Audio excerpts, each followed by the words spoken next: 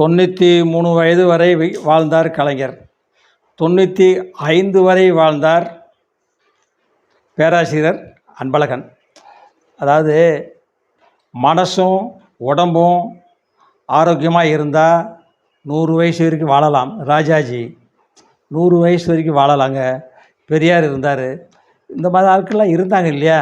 அதாவது மது, போதை, கஞ்சா, பெண்கள் சவகாசம் அப்படின்னு ஒரு சிலர் 6 மணிக்கு மேலே எந்த வேலையும் செய்ய மாட்டாங்க.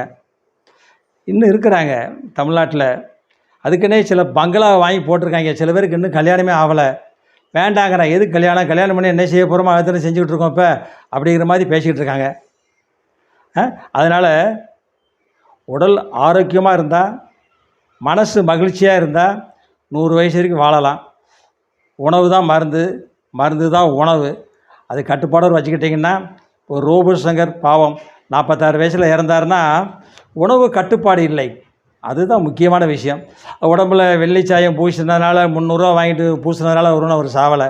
இது வரைக்கும் இருந்திருக்காருல, 46 வரைக்கும் இருந்திருக்காருல. அந்த வேலை சந்தோஷப்படுங்க. நன்றி. அடுத்த வீடியோவில் வரேன்.